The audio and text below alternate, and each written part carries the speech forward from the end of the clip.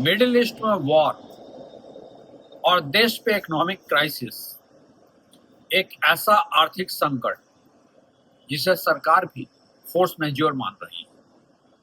But wait, क्या इस middle east war की वजह से सरकार ने आम नागरिकों को, आम टैक्स पेयर्स को कोई राहत दी है? कहीं कोई टैक्स रिलीफ, कहीं कोई जॉब प्रोटेक्शन, कहीं कोई रिटर्न ऑन टैक्स, या फिर क्रूड ऑयल पे एक्साइज ड्यूटी घटाई गई हो? नहीं, आम आदमी को कुछ नहीं मिला है। लेकिन अगर मैं आपको यह बताऊं कि सरकार ने इस मिडिल ईस्ट वॉर को एक फोर्स मेजोर मान लिया है, तो आप क्या कहेंगे? नहीं, ये कोई कॉन्स्पिरेसी थ्योरी नहीं। सरकार ने मिडिल ईस्ट वॉर को एक फोर्स मेजोर मान लिया है और उसके लिए रिलीफ दे दी है।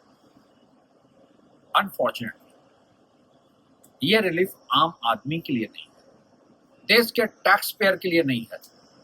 ये रिलीफ है देश के मासूम बिल्डर्स के लिए। Ministry of housing and urban affairs के एक नोटिफिकेशन में मिडिल ईस्ट वॉर की वजह से सप्लाई चेन पे आए शॉक को लेकर सरकार ने एक नोटिफिकेशन जारी किया, जिसमें मिडिल ईस्ट वॉर को, वेस्ट एशिया की क्राइसिस को एक फोर्स मेजोर मानते हुए डेवलपर्स को प्रोजेक्ट कंप्लीशन के लिए 4 महीने का फोर्स मेजोर के तहत एक्सटेंशन दिया। अब फोर्स मेजोर क्या होता है? फोर्स मेजोर वो होता है कि act of God, act of nature जो आपके कंट्रोल से बाहर हो। इस पर एक डिटेल वीडियो बनाऊंगा, फोर्स मेजोर क्या होता है, कैसे होता है, उसका किस पर क्या इम्पैक्ट होता है और किसको क्या रिलीफ मिलनी चाहिए। एक डिटेल उस पर वीडियो बनाऊंगा। लेकिन आज के इस लाइव सेशन में मैं सिर्फ इस गवर्नमेंट के नोटिफिकेशन पे बात कर रहा हूँ। फोर्स मेजोर आपने मान लिया, लेकिन कुछ सवाल हैं जो इस देश के आम नागरिकों के बिहाफ से मैं पूछना चाहता हूँ। अगर मिडिल ईस्ट का वॉर फोर्स मेजोर है, तो क्या ये फोर्स मेजोर सिर्फ रियल एस्टेट के मासूम बिल्डर्स के लिए है या अक्रॉस द इंडस्ट्रीज है?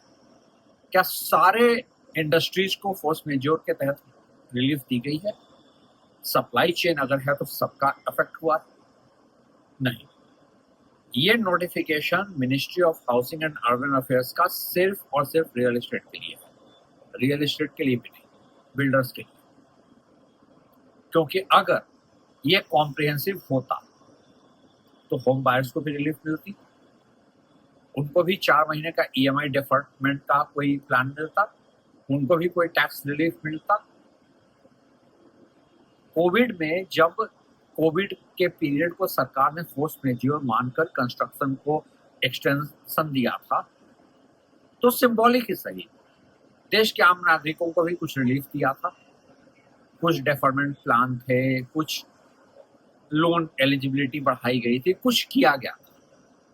इस बार अचानक से बैकडोर से ये नोटिफिकेशन जारी कर दिया। वजह क्या?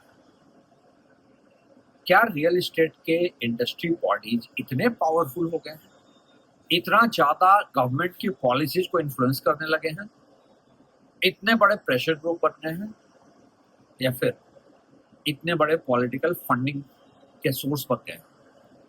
याद कीजिए, सुप्रीम कोर्ट ने जब इलेक्टोरल बॉन्ड को अनकॉन्स्टिट्यूशनल बताया था और डेटा पब्लिक करने की जरूरत बताई थी, तो उस डेटा में जहां तक मुझे याद आता है 900 करोड़ से ज्यादा रियल एस्टेट के स्टेक होल्डर्स ने दिया था। तो क्या रियल एस्टेट का इन्फ्लुएंस पॉलिटिकल फंडिंग की वजह से इतना इंपॉर्टेंट हो गया है, इतना पावरफुल हो गया है वो? मेरा विरोध इस बात से नहीं है कि आपने अचानक से कैसे रियल एस्टेट प्रोजेक्ट्स को 4 महीने का एक्सटेंशन दे दिया फोर्स मेजोर के तहत। मेरे कुछ सवाल एक पत्रकार के तौर पे, एक आम नागरिक के तौर पे, एक टैक्स पेयर के तौर पे और होम बायर्स के बिहाफ पे। अगर मिडिल ईस्ट का क्राइसिस फोर्स मेजोर है, तो क्या ये क्राइसिस सिर्फ रियल एस्टेट के स्टेक होल्डर के लिए है? क्या ये अक्रॉस द इंडस्ट्रीज नहीं होनी चाहिए क्योंकि सप्लाई चेन सबका प्रभावित होता है? और क्या अगर रियल एस्टेट को ही ये रिलीफ दी गई है तो ये बिल्डर और बायर के बीच में इक्वल नहीं होना चाहिए था?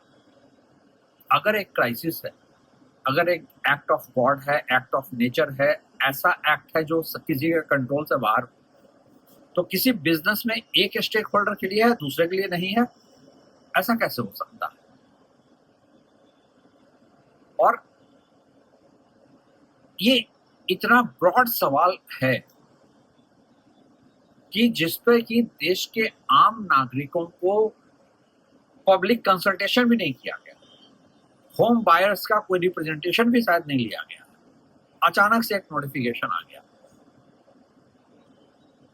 और एक एवरेज होम बायर, इमेजिन कीजिए एक इंसान मिडिल ईस्ट वॉर के बाद इन्फ्लेशन में परेशान है, घर के खर्चे बढ़ रहे हैं क्योंकि क्रूड ऑयल बढ़ने की वजह से हर चीज की प्राइसेस बढ़ जाती है, लॉजिस्टिक कॉस्ट बढ़ जाता है। सरकार ने वहां तो कोई एक्साइज ड्यूटी कम नहीं की है। अब वो इंसान अगर ये सोच रहा है कि मैं अपने घर में शिफ्ट हो जाऊं, रेंट बचाऊं, ईएमआई ही तो देना पड़ेगा, आज वो रेंट और ईएमआई दोनों दे रहा है। और कैसे ये किसी सरकार ने डिसाइड कर लिया कि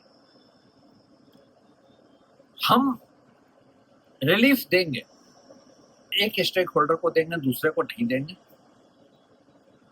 भाई क्राइसिस अगर वेस्ट एशिया की है, क्रूड प्राइसेस की है, सप्लाई चेन की है, लॉजिस्टिक्स की है, वो प्रॉब्लम तो सबकी है, वो प्रॉब्लम किसी एक स्टेक होल्डर की तो नहीं है।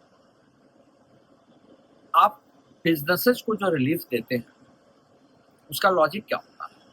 हाँ, सरकार कह सकती है कि रियल एस्टेट एक ऐसा बिजनेस है जिसका सप्लाई चेन बहुत बड़ा है, 250 इंडस्ट्रीज डायरेक्टली इनडायरेक्टली उससे कनेक्टेड हैं, तो क्या वहां काम करने वाले लोग नहीं अफेक्टेड हैं?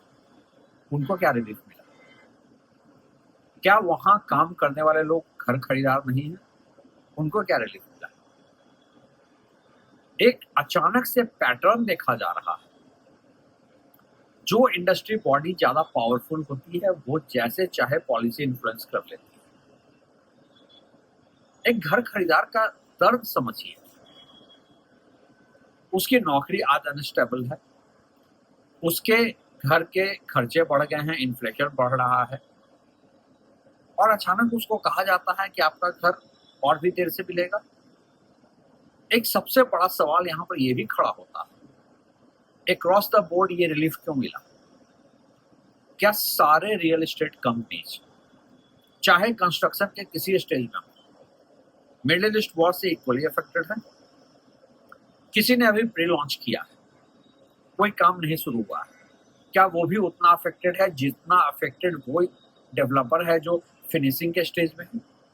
या जिसका प्रोजेक्ट पूरा हो गया है वो हैंडओवर में डिले कर रहा है किसी भी एडमिनिस्ट्रेटिव अपनी खुद की गलती से? आपने ये कैसे तय कर लिया कि रियल एस्टेट का कंस्ट्रक्शन लाइफ साइकिल यूनिफॉर्म होता है? कोई क्राइसिस है तो सब अफेक्टेड होते हैं।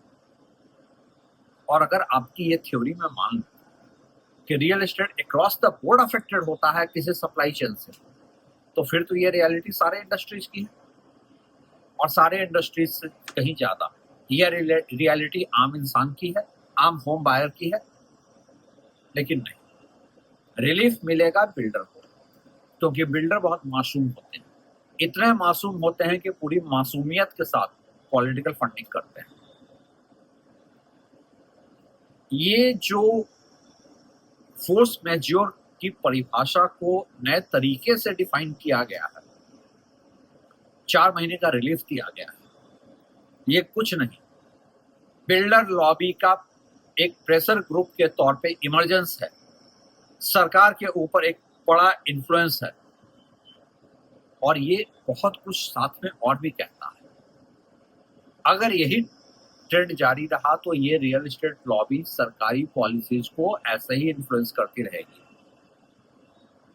लेकिन एक आम घर खरीदार का क्या? और ये रियल एस्टेट वाले ये क्यों नहीं समझ रहे हैं कि इनकी जो ये गलतियां हैं उसके सबसे बड़े विक्टिम में खुद बनेंगे।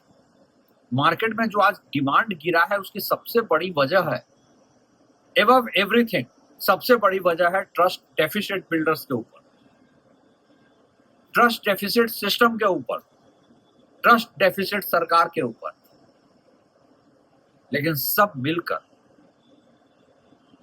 होम बायर को एक ऐसा विक्टिम समझ रहे हैं जो अपनी आवाज नहीं उठाएगा।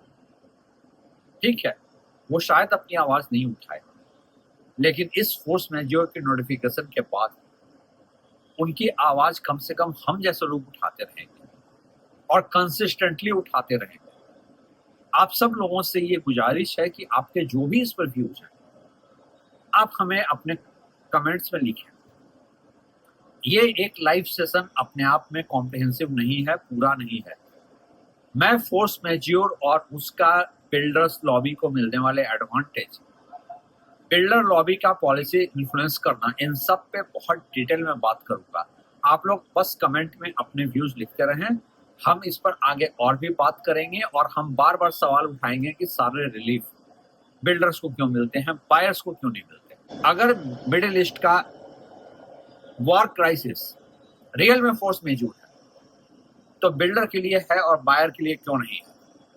ये इस सवाल के साथ मैं इस वीडियो को खत्म कर रहा हूं, लेकिन आप लोग अपने कमेंट्स हमें बताते रहिए, हमें ये बताते रहिए कि आप इस पर क्या फील करते हैं। ये लड़ाई देश के आम इंसान की है, आम होम बायर की है, आम टैक्स पेयर की है, और मैं कम से कम इस पर खुलकर अपनी आवाज उठाता ही रहूंगा। शुक्रिया।